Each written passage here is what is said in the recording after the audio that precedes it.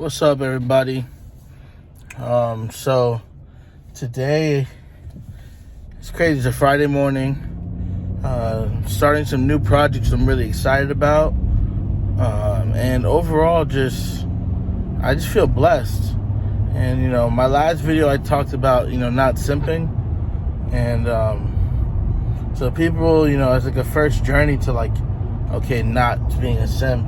What do you do, right? And I think at that point it's get on your purpose. And I think might be hard for people to find out what their purpose is sometimes at first. So I look at it like a diet.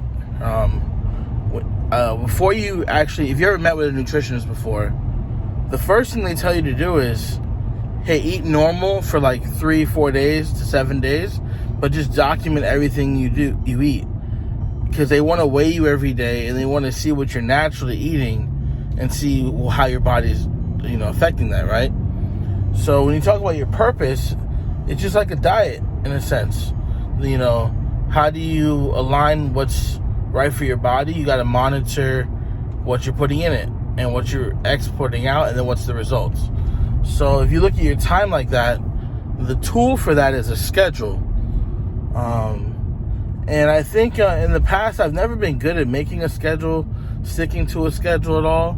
But I'm in a place now where my my leader, my principal, he's big on schedules, right? And so we had to make a schedule pretty much to account for every minute that we're spending our day with. And what I did is I expanded it to the whole 24 hours. So I have a schedule for my whole day, and then that becomes your checklist and your accountability plan. So if I said that from 6 to 7 I was going to write on my book, and I did something else, I document what I did during that time that got me off my schedule. And then you can kind of see what you really want to do. Because I fully believe that there's no such, especially black people are not lazy. A lot of people have that notion that black people are lazy. Black people do, and it's not a black thing or a race thing, it's a people thing. People genuinely are not lazy. They procrastinate on things they don't really want to do. And that's just really what it is. So how do you get, the peak performance out of yourself? How do you get the peak performance out of others? Monitor what you would do if unsupervised. And that's who the real you is. So, and that comes down to the content you watch on YouTube. That comes down to the music you listen to. Just monitor what you do with your day.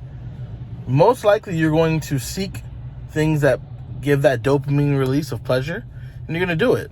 So if you're an active person and you don't have anything to do, you're probably going to go for a walk, right? If you're a sedentary person, you're probably going to watch a movie or play a video game. If you love music, you'll probably just find yourself diving into Apple Music or Spotify playlists, discovering new artists. If you love to eat or cook, you'll probably find yourself cooking a new recipe. Whatever you would do if unsupervised is who you are. So just like your diet, whatever you would do without a plan is who you are. And then if you're trying to get on your purpose or become your best self, you analyze what you need for that bigger goal that's bigger just than your comfort. Same thing with your time. If you know that, hey, I really like, watching TV, but honestly, my goal is to be an actor, well, you're going to look at the things where you can find time to practice your craft that you really want to do. And as you stick to a schedule, you'll hold yourself more accountable. It sounds crazy, but it's amazing how much just documenting your time and then planning out a schedule for every day really just helps you find your purpose and align better. For me, it helps with content stuff. With unsupervised, what do I really like to do? I like watching YouTube videos. I like creating music. I like creating content. I like listening to podcasts. I like recording podcasts. As much as I try to do other things, I just have this creative itch that's always in me. It's been there since high school, since I first took a TV production class. So despite the odds of what you might be facing, despite the fact that, I should have started earlier, I should have started doing whatever. At the end of the day, you didn't, but you do have now, so just start today. And that's kind of where all this comes from is, once you realize what you really like doing, do it.